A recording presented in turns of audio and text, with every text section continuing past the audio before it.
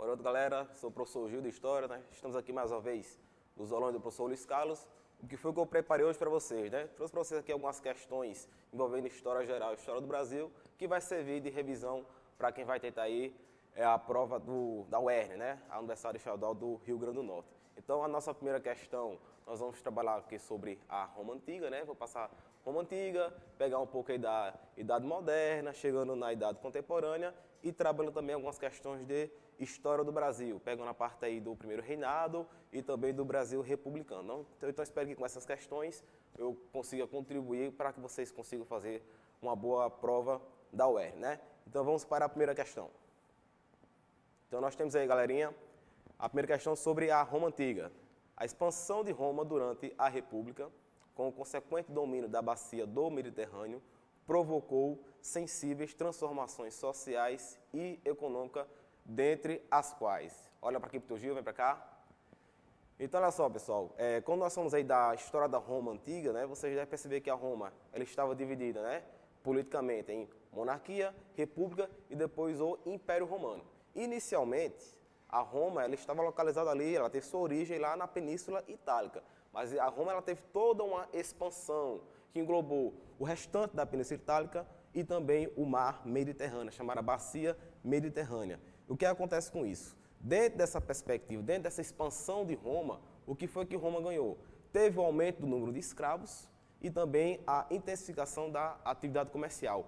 Por quê? Qual a relação entre a expansão de Roma e o aumento do número de escravos? Porque essa expansão ela se deu por meio de conflitos, por meio de batalhas. É só lembrar da batalha entre Roma e os cartagineses, né, chamadas Guerras Púnicas. Então, o que acontece? Os prisioneiros de guerra, eles viravam escravos. Então, dentro dessa perspectiva, essa expansão, ela está associada, assim, também ao aumento do número de escravos. Então, vamos analisar as alternativas. Então, nós temos aí a alternativa A, marcado processo de industrialização, êxodo urbano, endividamento do Estado. Muito pelo contrário, o Estado romano, ele se enriqueceu com essa expansão. Nós temos aí a alternativa B, né? Fortalecimento da classe plebeia, expansão da pequena propriedade, propagação do cristianismo. Vem para cá, vem para cá. Olha aqui para o Gil, vem para cá. Então, olha só, quando nós falamos aí do cristianismo na história romana, a gente deve perceber que o cristianismo ele teve uma forte presença já na época imperial, tá certo? Então, essa expansão ela está associada ao aumento do número de escravos e também ao enriquecimento do Estado, tá certo? Então, vamos para as outras alternativas. Nós temos aí a alternativa C, crescimento da economia agropastoril, intensificação das exportações e aumento do trabalho livre. A mão de obra que sustentava Roma era mão de obra escrava. Não esqueça disso, pessoal. Existia trabalho livre? Claro que existia. Mas tanto Roma como Grécia também, não esqueçam disso, eram baseadas no modo de produção escravista. E nós temos aí a alternativa D, que é a correta, né? Enriquecimento do Estado romano, aparecimento de uma poderosa classe de comerciantes e aumento do número de escravos. A alternativa é diminuição da produção nos latifúndios, acentuado processo inflacionário e escassez de mão de obra escrava. Muito pelo contrário, aumento da mão de obra escrava. Então, vem para cá, para cá. Então, você que está acompanhando a aula do tio Gil, você deve se lembrar o quê?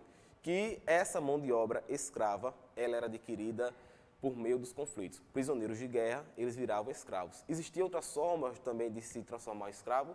Sim, por meio da dívida, né? Isso era muito comum na Roma e também na Grécia Antiga, a chamada escravidão por dívida, certo? Então, vamos agora para a segunda questão. Nós temos aí, ainda falando sobre essa transição, né, da Roma para a Idade Média. A ruralização econômica do Império Romano do Ocidente não teve consequência. Nesse caso aí, eu quero a alternativa errada. Então, você deve estar perguntando, o que foi essa ruralização? Vem para cá, para cá. Então, preste atenção, meu amigo candidato.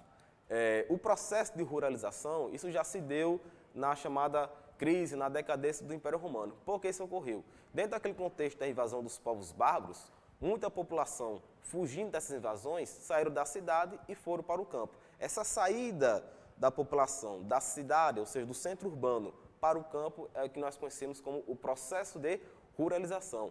Aí que vem a grande dica. Esse processo de ruralização ele foi importantíssimo para a estrutura feudal a posteriori. Vocês devem lembrar que o feudalismo era o quê? Era um tipo de organização tipicamente o quê? Rural, vivia do campo. Essa ruralização do feudalismo teve origem com esse processo de ruralização já na crise do Império Romano, tá certo? Então não esqueçam disso. Vamos agora analisar as alternativas. Nós temos aí a alternativa A, o rebaixamento de muitos homens livres à condição de colonos, que se tornaram presos à terra. Isso está verdadeiro. Existiu sim a prática do colonato. Então, o que é que você deve lembrar disso? Uma das causas que levou à crise do Império Romano foi também o quê? O fim da escravidão, né? A crise do escravismo. Aí você pode perguntar, se não tinha mais escravo para trabalhar, quem era que trabalhava agora para Roma? É que surge essa prática do colonato. E o colonato, né, justamente com a clientela e o colonato, vai dar origem ao quê? Às relações de servidão já na Idade Média. Não esqueça desses detalhes. Então a alternativa A está correta, mas nós queremos a alternativa errada. Então vamos para B. O surgimento do colonato, que se constituiu no arrendamento de terras aos camponeses. Isso está sim verdadeiro. O latifúndio, principal unidade de produção, tornou-se quase autossuficiente. Vem para cá, para cá. Então, o que acontece, pessoal? Nós temos aí uma Roma antiga, que ela tem uma vida econômica baseada no comércio, e nessa transição, nesse processo de ruralização, vai começar o quê? Tem uma grande importância essa questão do latifúndio autossuficiente. Qual seria essa ideia da autossuficiência? É o que vai dar origem à estrutura econômica da Idade Média, do feudalismo. O feudalismo, não esqueça, era uma produção econômica autossuficiente, ou seja, produzia para o próprio consumo e aquele pouco excedente era comercializado por meio do escambo. Então, o que é que vocês devem perceber? Que existe uma transição da Roma Antiga para a estrutura feudal que vigorou durante a Idade Média. Ou seja, boa parte da estrutura feudal ela tem suas raízes lá com a crise do Império Romano, como essa prática da autossuficiência, a questão da clientela, do colonato, o benefício comitatus, que tem origem com os povos germânicos, que vai dar origem às relações de servidão, de suzerania e vassalagem na Idade Média, tem origem já nessa parte da crise do Império Romano. Então não esqueça desse detalhe, tá certo? Então vamos à alternativa C. Autossuficiente, respondi. Então, alternativa D. O campo tornou-se mais seguro que as cidades, em decorrência das desordens políticos sociais e da crise econômica. É o que eu tinha colocado para vocês. Os povos bárbaros começaram a invadir a Roma Antiga, né, no contexto da crise do Império Romano. A população, ela fugindo dessas invasões, saiu da cidade e foi para o campo. Isso é o que conhecemos como o processo de ruralização. E a alternativa é o que responde a nossa questão. O aumento do afluxo de escravos para Roma, que dinamizou a expansão da economia agrícola. Vem para cá, para cá. Então, olha só o que o tio Ju vai dizer agora. É justamente o contrário. Não houve um aumento no número de escravos. Houve o quê? Uma decadência, houve uma crise da mão de obra escrava.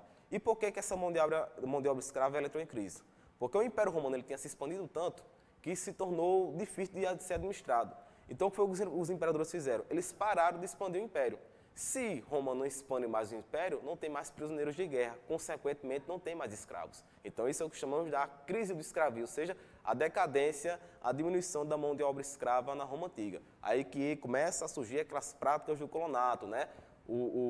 Os camponeses eles começam a arrendar terras no campo, que vai dar origem àquela estrutura feudal, na Idade Média, certo? Então, a alternativa é o aumento do afluxo de escravos para Roma, que dinamizou a expansão da economia agrícola. Realmente, houve uma expansão da economia agrícola, né, já na crise do Império, por causa do feudalismo e tal, mas não houve aumento do número de escravos, muito pelo contrário, diminuição. Então vamos para a próxima questão. Nós temos aí, ó, a próxima questão, 3. Essa questão que eu trouxe para vocês já está mais relacionada aí com o Renascimento, tá certo? Então, vamos ler esse textozinho que eu trouxe para vocês. As ordens já são mandadas, já se apressam os meirinhos. Entram por salas e alcovas, relatam roupas e livros.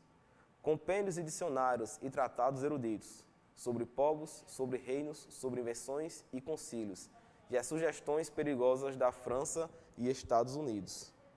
Maybe, Voltaire e outros tantos que são todos libertinos.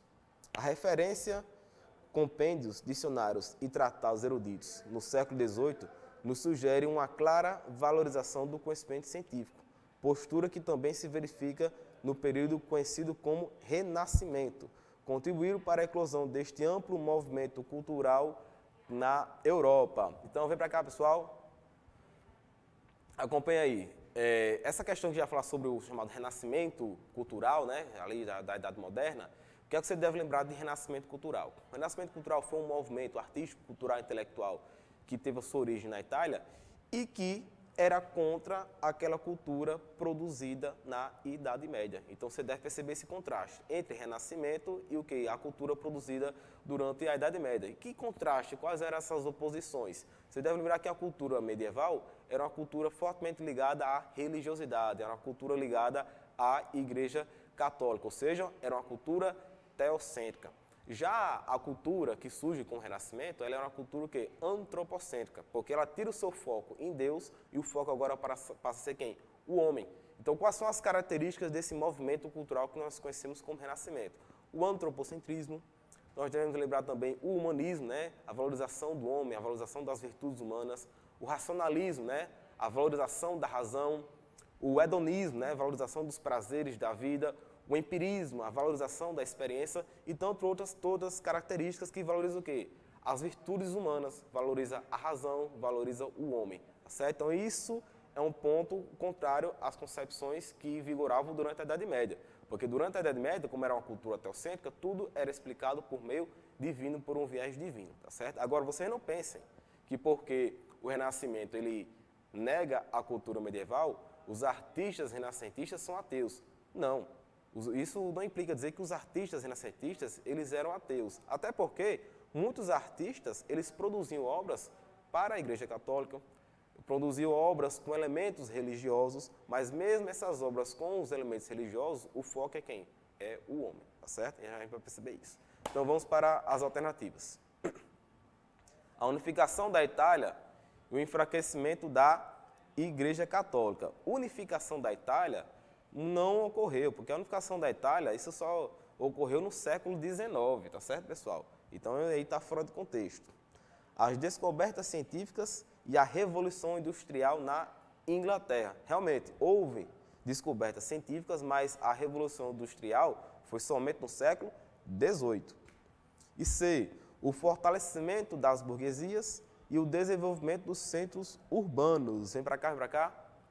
Então, isso responde a questão, pessoal. O renascimento cultural, ele está diretamente relacionado aos centros urbanos e ao surgimento da burguesia. E por que isso? Você deve lembrar que um dos fatores que favoreceu para que o renascimento tivesse sua origem na Itália era o que? O financiamento por parte dos mecenas. E quem eram os mecenas? Eram os burgueses italianos que financiavam os artistas renascentistas. Porque muito artista renascentista ele não tinha recursos econômicos para elaborar uma obra de arte, para elaborar uma pintura, escultura, etc. Então, esses mecenas, eles tinham essa função de patrocinar esses artistas renascentistas, tá certo? Então, era essa burguesia que surgiu já naquele contexto da Revolução Comercial e Urbana. Então, não esqueçam, o renascimento cultural está associado aos centros urbanos e também ao surgimento da burguesia. Então, vamos analisar as outras alternativas. A Contra-Reforma e a fragmentação do poder político dos soberanos. Muito pelo contrário, né? Porque não temos fragmentação do poder político. Nós estamos vivendo aí no contexto também do absolutismo, que é o quê? A centralização do poder político dos soberanos. Nós temos a alternativa a expansão marítima e a hegemonia árabe na Península Ibérica. Não, porque nós temos aí um contexto da expansão marítima com o Renascimento, mas a expansão marítima não foi fator que favoreceu para o surgimento do renascimento cultural, tá certo? Então vamos analisar agora a próxima alternativa, a questão 4. Questão 4. Nós temos aí outra questãozinha sobre renascimento cultural. Nós temos aí, o humanismo foi um movimento que não pode ser definido por, eu quero aí a alternativa errada. Seu movimento diretamente ligado ao Renascimento, isso está correto, por suas características antropocentristas e individuais. Isso é interessante, vem para cá, vem para cá. Preste atenção no que o tio Gil vai dizer agora, pessoal. O que acontece? Nós temos aí o humanismo, que é uma das características do Renascimento, está associado ao antropocentrismo, mas nós temos aí na questão o chamado individualismo. O individualismo, pessoal, é uma característica que surgiu, uma característica típica do quê? Do Renascimento. O que seria essa ideia do individualismo? Era a valorização pessoal. É por isso que os artistas renascentistas, eles assinavam suas obras de arte, para que ele tivesse um auto-reconhecimento, também tivesse um reconhecimento por parte da sociedade. Isso era a questão do individualismo. Você olhava uma obra e dizia, essa obra quem pintou foi Leonardo da Vinci, essa obra foi realizada por Michelangelo. Isso o quê? É a questão do individualismo. Você pega, por exemplo, na Idade Média, os artistas eles não assinavam suas obras de arte. É por isso que a gente não tem conhecimento de nenhum nome de um artista medieval. Se eu perguntar para você agora, diga um artista medieval, você vai ficar sem resposta. Mas quando eu digo assim, diga o nome de um artista renascentista, você diz logo, Michelangelo, Rafael Zâncio, Leonardo da Vinci. Isso por quê? Porque os artistas renascentistas, eles eram individualistas. Eles queriam sua valorização pessoal. Como é que eles faziam isso? Assinando as suas obras de arte, tá certo? Então não esqueça desse detalhe. Vamos analisar agora as outras alternativas. Ter uma visão do mundo que recupera a herança greco-romana, utilizando-a como tema de inspiração. Vem para cá mais uma vez? Então, olha só, pessoal, você está aí com o seu caderninho, é bom você estar anotando essas dicas, né? Que o tio G aqui está dando para vocês, para que na hora do estudo vocês fiquem relembrando e tenham um bom rendimento nos estudos, certo? Essa alternativa fala aí do que? Da herança greco-romana, que é outra característica também do Renascimento, o chamado classicismo. É o quê? O que é o classicismo? É resgatar a cultura clássica. E qual é a cultura clássica? É a cultura greco-romana. E por que isso? Porque a cultura greco-romana era uma cultura que também se preocupava com a razão, se preocupava também com as questões do homem. Então você percebe qual a jogada dessa questão do Renascimento. Nós temos aqui a Idade Antiga, né, o chamado classicismo, a Antiguidade Clássica, Grécia e Roma. Depois nós temos a Idade Média, com a cultura teocêntrica. Aí nós temos aqui o Renascimento. O que é que o Renascimento faz? Ele nega a cultura medieval e tenta resgatar a cultura greco-romana, chamada cultura clássica, que é o classicismo, uma das características do Renascimento, tá certo? Então vamos analisar as outras alternativas. Então nós temos aí C, ter valorizado o misticismo, o geocentrismo e as realizações culturais medievais. Muito pelo contrário. Quem valorizava o misticismo era a Idade Média. O geocentrismo, aquela ideia de que a Terra era o centro do universo, era defendida pela Idade Média, pela Igreja Católica. E as realizações culturais medievais, muito pelo contrário. Então vem para cá, para cá. Então, se é bom a gente perceber esse contraste. A Idade Média, ela defendia o misticismo. O Renascimento, ele pregava o quê? A questão da razão, do racionalismo. A Idade Média pregava o geocentrismo. O que é que os renascentistas pregavam? O heliocentrismo, o Sol como o centro do universo. E as realizações culturais medievais, não. Os renascentistas eles negavam as realizações culturais medievais, tá certo? Porque era o quê? Era uma cultura teocêntrica. Os renascentistas valorizam o quê? O homem, o antropocentrismo, o humanismo, etc. Então vamos analisar as outras alternativas. Então nós temos aí a alternativa D, centrar-se no homem, que é o quê? O antropocentrismo, né? Em oposição ao teocentrismo, encarando como medida comum de todas as coisas. Isso está corretíssimo. Romper os limites religiosos impostos pela Igreja às manifestações culturais. Justamente isso está correto. Então vamos analisar agora a próxima questão. Questão 5. Essa questão aí já fala sobre o quê? A reforma religiosa. Então nós temos aí, é preciso ensinar aos cristãos que aquele que dá aos pobres ou empresta a quem está necessitado faz melhor do que se comprasse indulgências. Então, pessoal, essa questão aí, especificamente sobre a reforma protestante, nós temos aí a questão das indulgências. Então, vem para cá, vem para cá. Então, o que é que você deve saber de reforma protestante? Na verdade, o que gerou a reforma protestante foi justamente essa questão das indulgências. O que eram essas indulgências? Era a venda da absorção dos pecados. Então, o que acontece? Quais foram as causas que levaram a essa cisão, né, entre a igreja que fez surgir as igrejas protestantes? Foi justamente a questão das indulgências, associada ao quê? A venda das simonias, né, que era a venda dos cargos eclesiásticos, e também a corrupção do clero. Isso é interessante, porque a Igreja Católica, no contexto da Reforma Protestante, ali no século XVI, pregava uma coisa e fazia outra. A Igreja Católica, ela condenava a usura, condenava o lucro, mas a Igreja Católica, ela ganhava dinheiro com práticas comerciais. Aí você tinha o clero envolvido com pedofilia, você tinha o clero envolvido com casos de prostituição, com jogatina, etc. Então, essa corrupção do clero, associada às simonias e às indulgências, foram fatores que levaram à reforma protestante. Mas a causa imediata, digamos assim, foi justamente a questão das indulgências. Como isso aconteceu?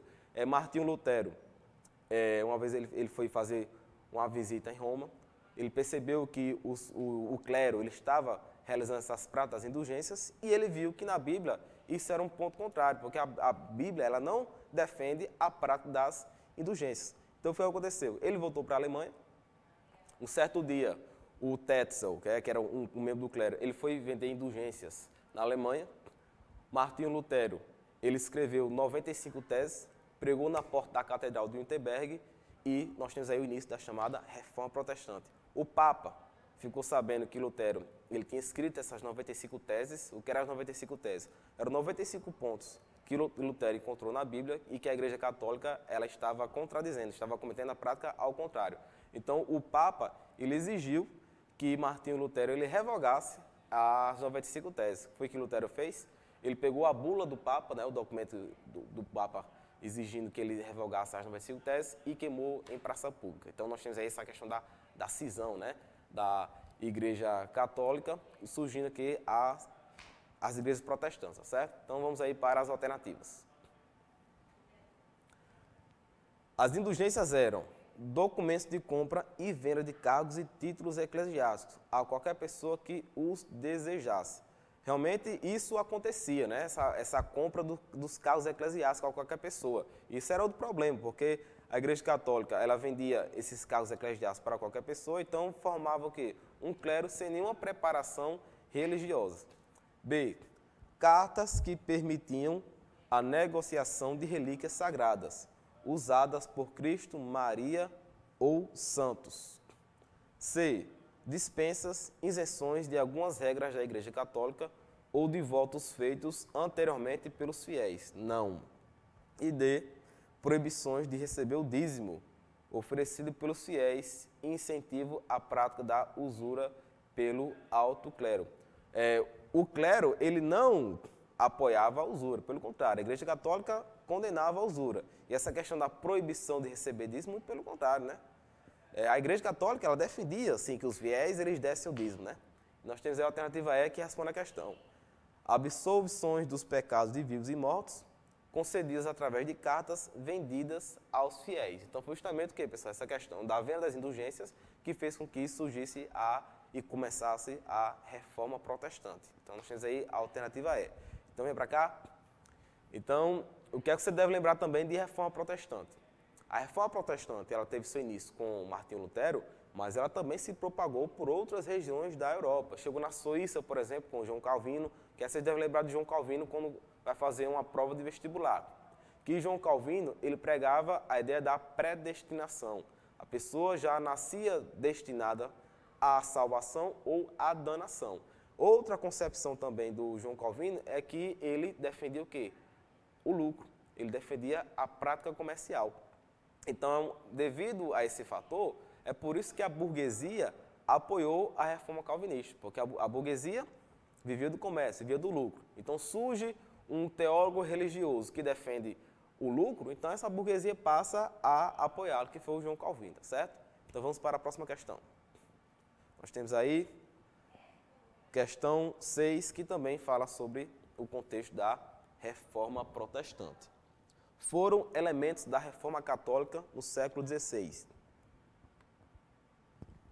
Isso é interessante pessoal, essa questão, que eu quero analisar com vocês só um pequeno detalhe do enunciado. Reforma católica. Não confundam reforma católica com reforma protestante. Essa reforma católica, ela também pode ser chamada de contra-reforma. Então, são coisas distintas. Uma coisa é a reforma protestante, outra coisa é a reforma católica. Mas a reforma católica também pode ser chamada de contra-reforma. Ou seja, o que foi a reforma católica? Foi a reação da Igreja Católica para inibir, para conter o avanço do protestantismo, certo? Então, nós temos aí, foram elementos da Reforma Católica no século XVI. A manutenção do latim como língua litúrgica, o estabelecimento do Tribunal do Santo Ofício e a criação da Companhia de Jesus. Vem para cá, para cá.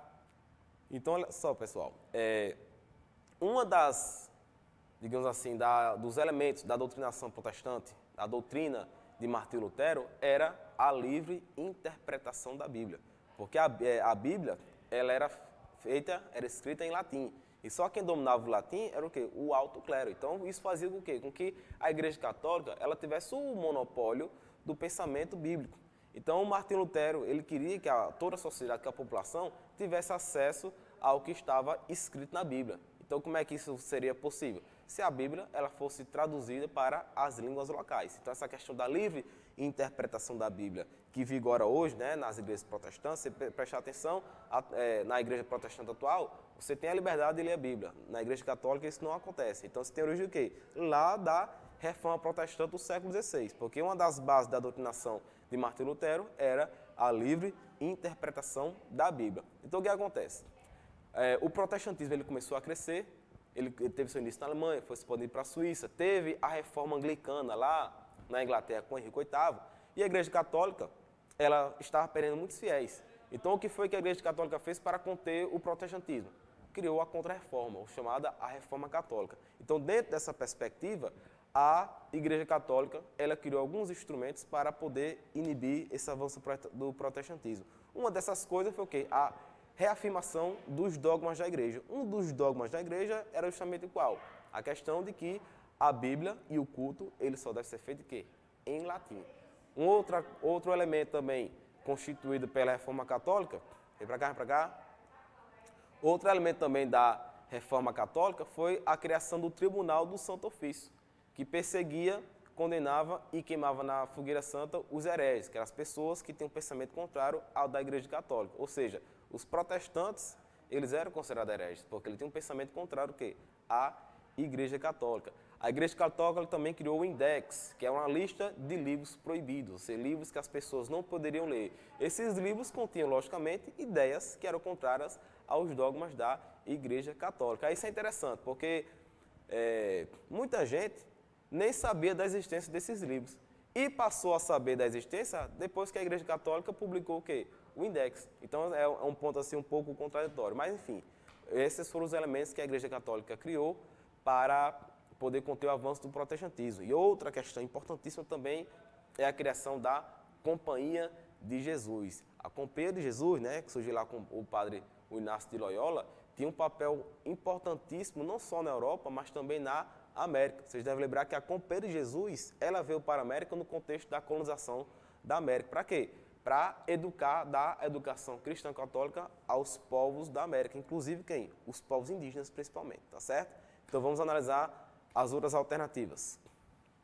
Então nós temos aí, ó, a afirmação da doutrina da predestinação. A doutrina da predestinação, pessoal, ela era defendida por quem? Por João Calvino, e não pela Igreja Católica.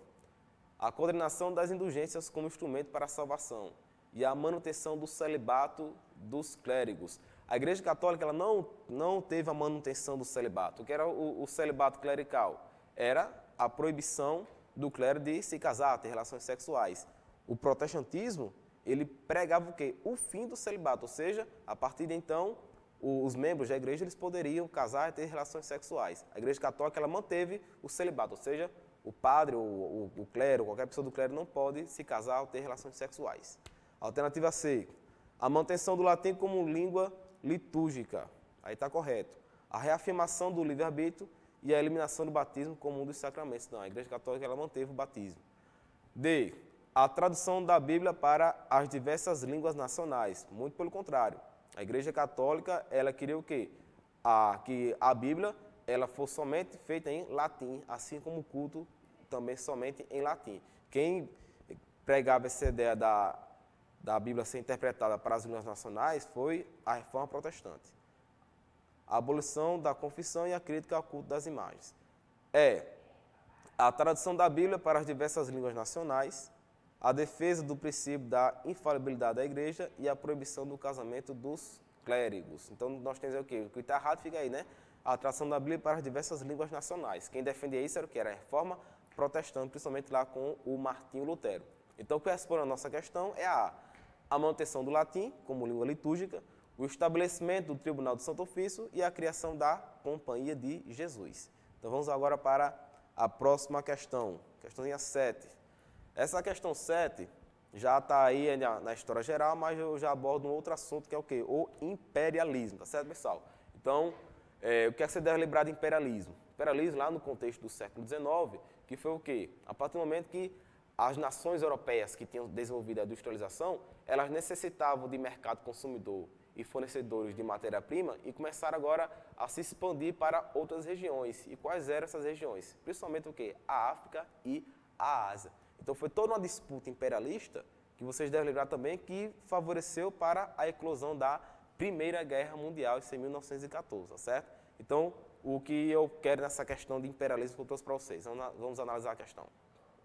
Nós temos aí, ó, a partilha do mundo, né, ou seja, a divisão do mundo entre as nações industrializadas, notadamente europeias, resultou do interesse das potências capitalistas europeias em investir seus capitais excedentes nas colônias, obter mercados fornecedores de matéria-prima e reservar mercados para seus produtos industrializados. Vem para cá, vem para cá. Então, olha só o que o Deus vai dizer agora. Essa questão do imperialismo realmente é o que eu tenho que colocar para vocês. Dois fatores principais levaram ao imperialismo. A busca de mercado consumidor e a procura também de matéria-prima. Isso por quê? Porque a Revolução Industrial, ela começou lá na segunda metade do século XVIII com a Inglaterra, mas depois outras nações europeias elas começaram também a iniciar seu processo de industrialização, como a França, a Alemanha, depois do seu processo de descentralização política, de unificação. Então, fez o quê? Essas potências fizeram com que surgisse uma concorrência dentro da Europa. Então, essas nações elas necessitavam agora de novos mercados consumidores e de novos fornecedores de matéria-prima que estava escassa onde? Na Europa. Então, aí daí que eles partiram para a África e também para a Ásia, tá certo? Então, vamos analisar as próximas questões. Alternativas. B. Desenvolver a produção de gêneros alimentícios nas colônias. Não era a intenção do imperialismo. Visando suprir as deficiências de grãos existentes na Europa na virada do século. Alternativa C. Buscar áreas novas para a imigração, uma vez que a pressão demográfica na Europa exigia uma solução para o problema. Não, a questão do imperialismo é o quê, pessoal? Mercado consumidor e fornecedor de matéria-prima. D. Promover o desenvolvimento das colônias através da aplicação de capitais excedentes em programas sociais e educacionais. Muito pelo contrário. As potências europeias elas não estavam preocupadas em desenvolver as colônias. Elas estavam preocupadas em explorar as colônias. Tá certo, pessoal? Então, vamos para a próxima alternativa. Nós temos aí favorecer a atuação dos missionários católicos junto aos pagãos e assegurar a livre concorrência comercial. Não. O que se associa ao que é o imperialismo, pessoal, não esqueçam. Eles precisam agora de novos fornecedores de matérias-primas e também de novos mercados consumidores, é o que diz a nossa alternativa A. Vamos agora para a questão 8. Nós temos aí, ó, essa questão 8, pessoal, vem para cá, vem para cá. Então, olha só. Até imperialismo, eu trabalhei com vocês sobre a história geral.